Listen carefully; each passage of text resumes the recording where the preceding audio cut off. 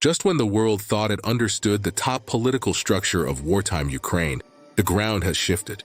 On Friday, November 28th, President Volodymyr Zelensky's most powerful and trusted aide, the man often called his right hand, and even Kiev's green cardinal, Andrey Yermak, submitted his resignation. It is an abrupt departure that has sent shockwaves from Kiev to Washington and comes just hours after anti-corruption investigators launched an unprecedented raid at his home. This isn't just a political reshuffle. It's a crisis. Stay with us as we break down who Yermak is, the massive corruption scandal that finally brought him down, and what this means for Ukraine's war effort and its crucial peace negotiations. The news dropped in the late afternoon. Ukraine's National Anti-Corruption Bureau, or NABU, and the Specialized Anti-Corruption Prosecutor's Office, SAPO, confirmed that they were conducting investigative searches on the premises of the head of the office of the president. That's Yermak. While he insisted he was cooperating fully, the pressure became instantly unbearable. Hours later, in his nightly address, President Zelensky announced what had seemed unthinkable just a week ago. The head of the office, Andrey Yermak, wrote a letter of resignation. Zelensky praised Yermak's patriotism, especially in negotiations. But the message was clear.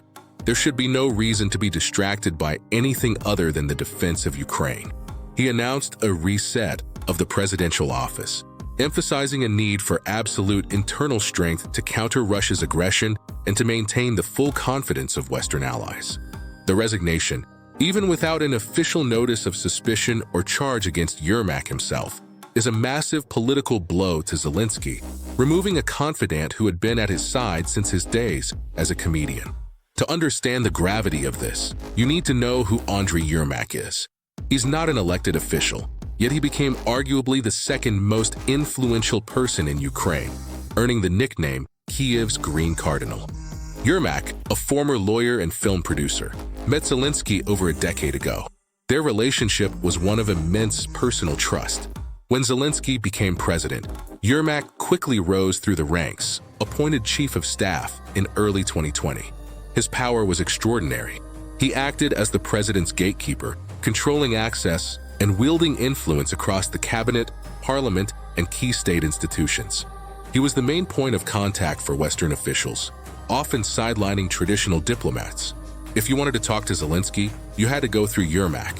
Since the full-scale invasion, he has been a constant presence, accompanying Zelensky on every trip, leading crucial talks, and helping to steer the country's war machine.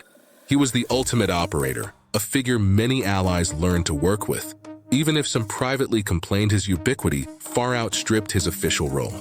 So, why did this powerful, seemingly untouchable figure finally resign?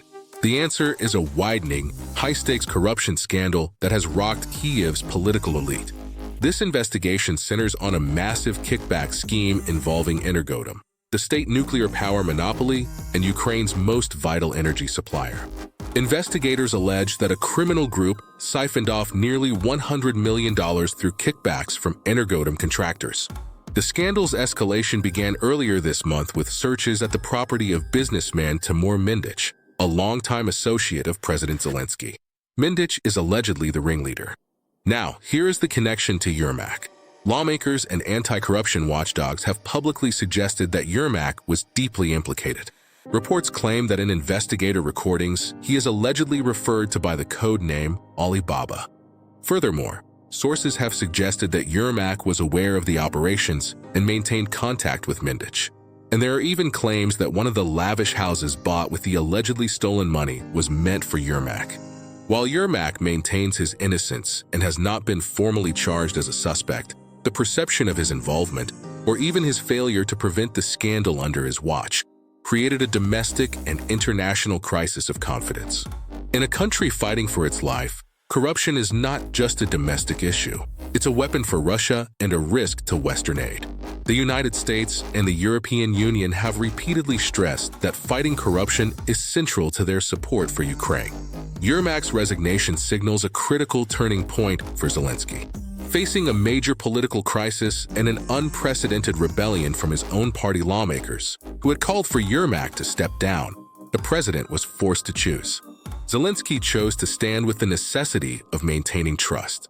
By accepting Yermak's resignation, he is sending a clear message to his Western partners that he is committed to integrity and that no one, no matter how close, is above scrutiny.